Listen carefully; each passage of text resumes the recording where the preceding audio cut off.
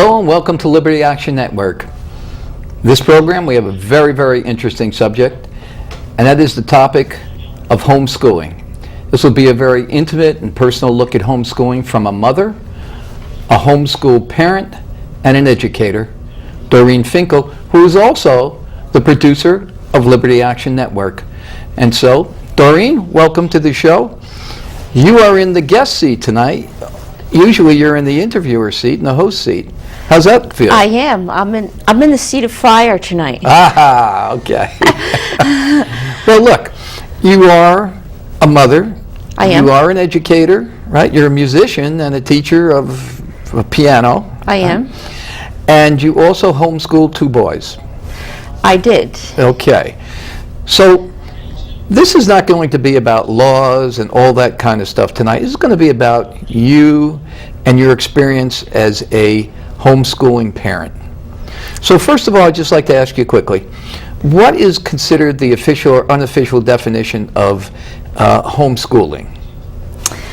Well, the official definition by the New Jersey state law, NJSA, 38, 18 to 25, I'm sorry, law 1838 to 25, says that a homeschooler is anybody who does not attend a public or private institution. And under the law, a parent must be educating a homeschooler between the ages of 6 and 16. They either must attend a public school or private institution or other. So homeschooling falls under other. Okay. And Good. Now, you made the decision to homeschool 2 boys. Did you have to get permission from anywhere to do that, or you just notify them? What's the story there? okay, again, and I'm going to quote some of New Jersey state law because all of the laws in the 50 states are different. Okay. And under New Jersey state law, if your child is enrolled in a public school already, then what you have to do is notify the Board of Ed. It's the Steck and Vaughn case. But you send the superintendent a letter that you're going to homeschool your child, and then that's it. That's it. So you're not asking permission, you're really notifying them that that's what you're going to do. It is your right to homeschool. Okay. So it's a notification procedure, not a may I procedure. No. Okay. All right, good. It's parents' rights. Parents' rights. Okay. Now, you decided to homeschool your children right from the very beginning? I homeschooled, yes, my 2 children from kindergarten on up to 6th grade. Up to 6th grade, the 2 boys, right? 2 boys, yes. Okay. So it would be interesting to know, as you were deciding to do this, what was it like for you? I know for myself, I'd be saying, I hope I'm doing the right thing. What went through your mind as you were making that decision? Okay, well, I knew you were going to ask that. And I'll tell you this. I have a degree. I'm a certified teacher in elementary education. I taught in public school, Patterson Public Schools, for about 10 years as a 5th grade teacher, and had various other assignments in there. And I have 37 credits applied towards my master's degree in education. So I guess what happened was, when my children were born, I took a look at them and I said, these children come from God. I said, I don't want to put them into an institution. And therefore, they are a gift from God. And me, with all my teaching capabilities, I have the ability to homeschool. And I had wanted that right to educate my kids in the manner that I saw fit. And give them the curriculum that I chose. And I knew their learning, if they had learning disabilities, I knew the best way on how my kid learned. Okay, so if I heard you right, you had experience in the public schools. I have. And so your decision is based on the fact that, gee, I can do better. I can. Right? And did. And that's what you did. So you were pretty confident about where you were headed with this. Absolutely. Okay. I will tell you, I was the first one in my family to do homeschooling. Okay. And that didn't quite go over well with my parents. Oh, really? And they had doubts. They did, and it was new to them. They didn't know what to expect. They didn't know the laws or anything. So it was a whole new ball game for the family. Right. And my husband was very receptive. He was okay with it. Right. And which is a plus, because Yeah, it helps. because if you don't want to homeschool if the two parents are not in agreement with one another. Right. So and plus we have an income. Okay.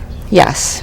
Now, what did you tell your son, because your first son, because you had two, they're in different levels, right, different ages. What did you tell your son? Maybe just take us through it. What did you say to him about, like, because he might be expecting to go with all his other friends are going to school. What did you say to him? Well, at that age, at age 5, we didn't have a whole lot of friends in the neighborhood. Okay. Yeah, and in fact, we were still doing a lot of what you so-called play dates. Okay. People from different towns, and that's another reason why I sort of took a look at homeschool, because I had met people who homeschooled. But so my kids didn't really know. They didn't really know about public education. Okay. So they didn't really question me. Okay. Okay. And so that very first day when I homeschooled my first son, it was all new to him. And it was new to me too. The two of us were learning at the same time. And I would go to some of these resources online, and I would contact other parents and network and to see how everything developed and came into being. And so that very first day we homeschooled, I literally sat my son down. We had textbooks, and I was teaching him how to read, write. We had a little schedule there, and he sat at the counter. He was doing everything. So this was structured. It was a structure to the day, right? And you had a curriculum. Yes. So this just wasn't fly by night. No. Right. One of the keys to homeschooling is, if you're going to do it, research everything. Go on the internet, find out all the resources there is to be had. Okay, find out everything about curriculum you need to know, because it's all on the internet, and find out how which agencies in your state can help you. Because there are groups out there. One of them is Enoch. Enoch is very popular in New Jersey. It's a big giant umbrella group, and they have a website where parents communicate and share ideas and all that, and you can call them if you need support. And so that's what I did. And I talked to other parents. I learned from them to see if they had structured days or how they were doing their homeschool. Right. So really, there is you might call it a teacher preparation, homeschool teacher preparation, using resources that exist online, networking with other parents. But you really need to be prepared. Yes. So it's you do. You can't just go into homeschooling not knowing anything. Okay. Because number one, you might break a law. Okay. And number two, it just helps. So you can get the support groups up, and you can see other people who are doing homeschooling. Yeah. Now, there have been, I guess, I've heard of 2 cautions or concerns or objections to homeschooling. One is because parents may not be the greatest teachers, children might not learn. That's number one. They might not learn as well as students who are going to a public or private institution where there are prepared teachers. And secondly, there's a question of social relationships. Are they getting the socialization with peers that's necessary? And so I'm interested in that. What would you say to that? What was your experience with that? Yes. First. The education part. Yes. What parent do you know, Al, that is not interested in their kids' education? Because the homeschool groups that I dealt with, every single parent was totally involved with their kids' education. That's why the parents homeschool, because they want that control and over the curriculum, and they want to help their kid. Right. So So that's why most of the parents go into homeschooling. There may be one or two cases that you're talking about, but it's very few. Right. And also, since you're talking about that, the school board does have the right to question the parent how well the child is learning. There is a law under that too. So there is a checks and balances. Okay. In the state of New Jersey, I will tell you, however, once I sent that letter to the board, that was it. I was never bothered. Okay. Okay. Is there any? But I'm a responsible parent, so you know, I don't want to be bothered by number one, and you know, number two, I know that my kids are learning. Is there any research or that you know of that compares homeschooled children in terms of their learning, comparing them to public and private, you know, regular schools? Yes, the Homeschool Studies Association had done a study about 3 years ago, and that study included the number of children homeschooled back in 2011, and also how do they relate to their regular peers kids who attend a private or public school. Right, so they compared them. They did. And what the study found, that by the time the kids get to 8th grade, the homeschoolers, if they were homeschooled from kindergarten to 8th grade, those 8th graders placed 1 year ahead of their public or private school. Wow. Yes. So, and I So want they to go do back learn. to, absolutely. So they do learn. Okay. And I do want to go back to the question you asked me about the social. Yes, that's important. That was the other thing that people raise, the other objection or concern that people have.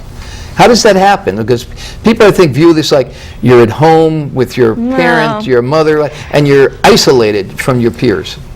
Okay, homeschool, get rid of the word home. Okay. Because I don't like it. Because Okay. homeschool ain't nothing about that. If Okay. I want to talk a little bit of the different language, ain't nothing about homeschool. Okay. Because what these umbrella groups do is they plan social events each week on a weekly basis, even throughout the summer. These are homeschool Groups. organizations or groups, Yes. right? And you can sign your kid up for home economics at ShopRite, which was what we did. Okay. And so they would take a class at ShopRite once or twice a week, or however many times, and with other homeschool kids. And you can also do bowling. They had homeschool bowling, homeschool gym. In other words, what the organizations did was they contacted all the businesses I see. throughout the state of New Jersey, and whatever their specialty was, like Home Depot, for example, there we had shop. Okay, they plan all the classes throughout the year. So you can sign up for any one.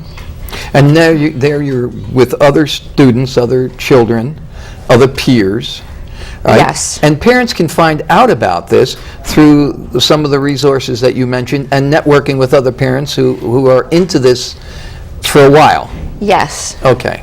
So Okay. it was anything other but home. And Okay. also what the umbrella groups did was they planned what they call these co-ops. Okay. Okay, in co-op, the word, cooperative learning. Okay. And what that is a group of moms would get together, parents or moms or whoever, say 40 or 50 families, which was in the co-op that I was in, okay, and they would get a church or someplace or even meet at a parent's home, and one parent would do a science lesson, another one did a language arts lesson, another one did a social studies lesson, another one on gym. And the co-ops were so popular that some of them were even hard to find because you couldn't get in. You'd have to register by a certain date. Right. Otherwise, you'd miss the registration. So you as a parent did not have to be a specialist in all subject areas. Because No. there were other parents who were more expert in certain areas, and they would be the teacher as part of this co-op. Yes. Okay. So that's because I think that's part of the misunderstanding that people may still have, and I had. Like, how can one parent be an expert, especially as students are going up the ladder into the higher level of the grades? How can you know all that? And so what you're saying is one parent doesn't have to be a master of all those subjects. No. Okay. All right, that's And good. some That of these clarifies co-ops they were so well organized, it was almost like a school. Some of them had 40, 50 families, and and it was quite interesting how the parents themselves got together to share ideas about curriculum. And these would be held in, where would these be held? Like if you were doing history or something like that, where would that be held? History class? Yeah. Well, they would have a classroom set up. Okay, in a house, in a person's Could be in a house. Speaking of history, it could also be at a place like, for example, the Liberty Science Center, Okay. where the kids would go out Right. and they would do hands-on projects out there. Right. Very interesting. Yeah. Very interesting. Now, you mentioned that your boys went through the 6th grade, is it? 6th grade, Right. yes. And during that period of time, was there ever a time when they said, "Hey, Mom, I want to go to," do you get any pushback? Like, I'm ready to, I like to go to, a regular school. I like to go to public school or private school. Well, it's funny you mention that. My eldest son, he was the one who first started with that. Uh-huh.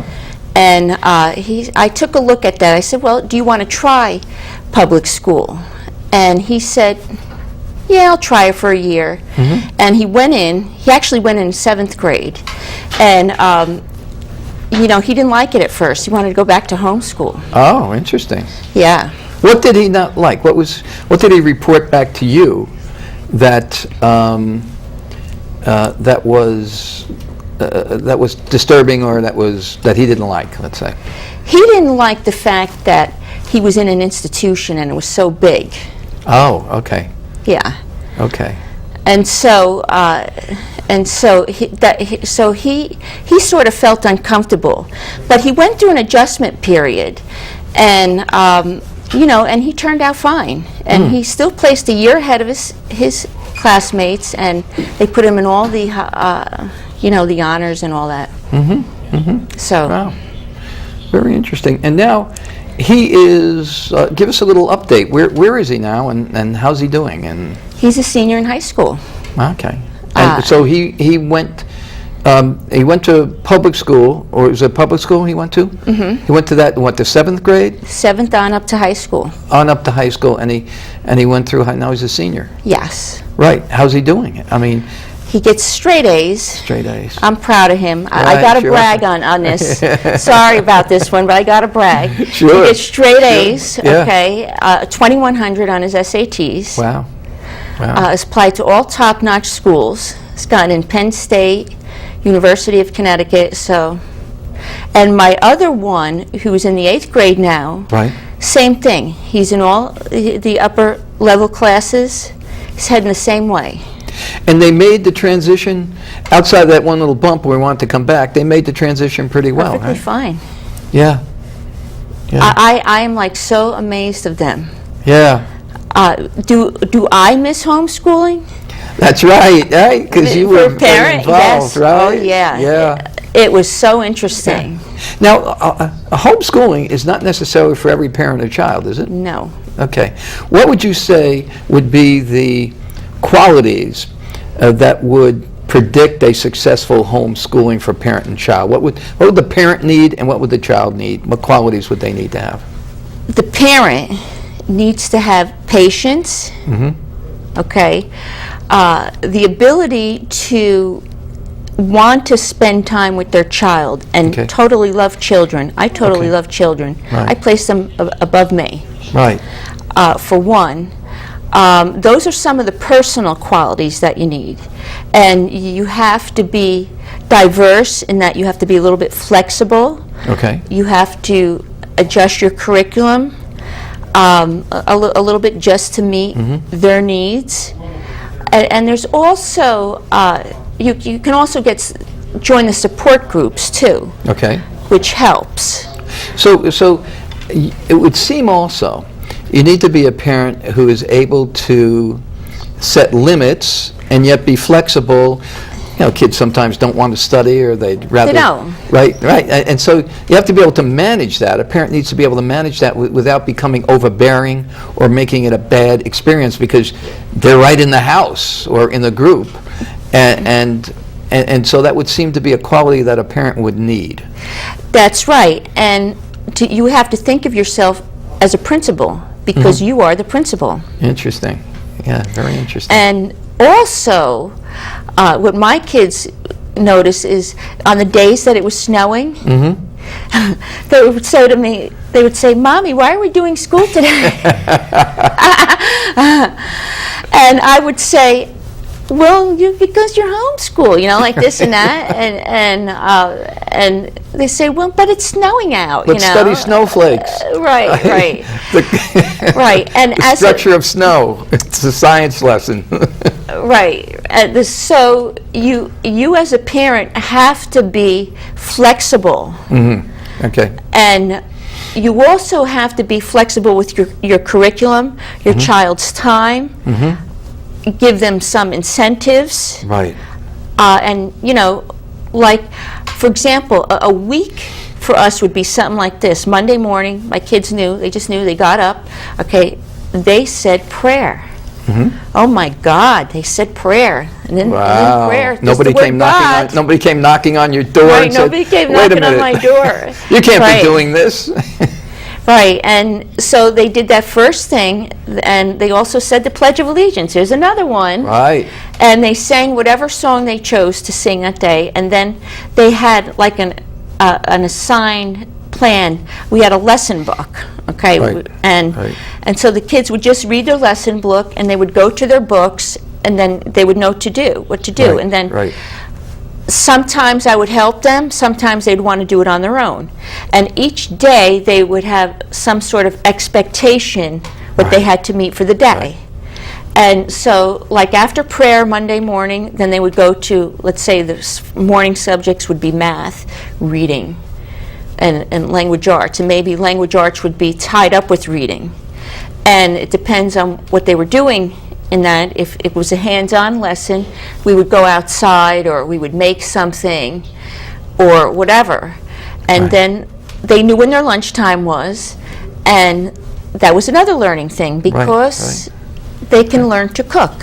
What I'm hearing is that a parent can customize the day, right? And they need to be able to be flexible in customizing the day. Some parents might not want to do a prayer. They don't have to do a prayer, but they can do a prayer. Right. They can say the Pledge of Allegiance. So there is that kind of individual tailoring. Yes. All the way down the line, not only the content, but also the... Now, I notice you have a couple of books here. Did you want to just hold those up? Those are curriculum books, are those right? The homeschool curriculum? Yes. These are actually two curriculums that I used. One here is Horizons, okay. This is put out by Alpha Omega Publishing. Okay, and it is the penmanship book for grade 5. Okay, and again, if you're new to homeschooling, all you have to do is open up the pages here. Okay, and I'll give you an example in a minute. And it will show you what to teach. For example, this one has lessons 1 to 5, okay? And it tells you exactly what to do and the objectives. So you're not on your own, you're getting the direction. Right. And so now, and you know what, I'm glad I went with this curriculum, especially penmanship, because they don't teach penmanship in the public schools anymore. Right, I heard that. Yeah. We have another book here, too, that maybe you can also give a... Yes, this is from the curriculum BJU Press, okay? And this is a reading curriculum, okay? It's called Pages in My Head, okay? And BJU Press is another homeschool curriculum. And my eldest son kind of liked this one. And it's the same deal. You open up the book, you can pretty much open up to any page. Okay, this is the teacher's manual. Open up to this one. Okay. On the side, it gives you your objectives, tells you what to teach, and what to do to follow up. Now, that's the teacher's manual. Is there a manual for the student also? There's a student book, A yes. student book, okay. Yes. Okay. So I see, as I'm looking at that, I see it says vocabulary, comprehension. So it is what most parents would be familiar with. Yes. That gets taught to students in other schools, in public schools or private schools. So there are these commonalities between curriculum, home curriculum, and a public or private school curriculum. Yes, and as a homeschooler, there are, I would say, over 100 different curriculums to choose from. Every year, the homeschool curriculum comes around to New Jersey. It usually comes to Edison. And so, if any parent is watching this and they're homeschooling, go to Enoch. That's a website, enoch.com. And ENOCH? Yes. Or, yeah. And in May is the homeschool curriculum in New Jersey, and I can't remember the name. It's a convention center in Edison, New Jersey. Okay. But if they Google Enoch, it'll come up. Yes, and go there, and then you can actually read each curriculum, and it will show you what they're teaching. Wow. and everything. Wow. So actually, I would say very little is up to the parent, other than planning. Right. Right, And so seeing it's that your there child- for you. So a parent doesn't have to feel lost as to what to do. No. But they do have the control over structuring the day, structuring how much to do in any one day. Yeah, so that's very. And very I always said to my kids, well, if you get such and such done by the end of the day, you can cut out early. You talked about incentives, right? Yes, that was incentives. That's an Or we would go incentive. to the mall, or a field trip would be in store somewhere. Which is something you could not do in a public or private school. It's say, look, if you happen to finish your work ahead of time, cut out. It would be frowned Right. upon. And it's one thing I do want to mention, this thing called unschooling. And that's where a group of parents or whoever choose to do that, they don't use any textbooks. Okay, what they do is with their kids, when they get up every morning, they teach by, for example, taking your kid out. Okay, you take your kid to ShopRite. Okay, and you teach them how to keep within a budget. Okay. Okay. And so, and there were a number of parents who did that. I only did that once in a while because I kind of like to refer to the text, but that's called unschooling. And in ShopRite, you know, their kids, they would say, oh, you have $150 to spend, and it's you and your wife. Okay, so how much are you going to, what are you going to spend your money on in ShopRite, and you have to budget for the week. Doreen, we're out of time. Thank you for coming.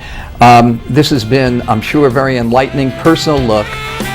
This is Liberty Action Network, sponsored by CampusTeaParties.com. We appreciate you looking in, and we'll be back again. We may have more on homeschooling and other topics, political topics, family, education topics. Thank you for looking in. We'll see you soon.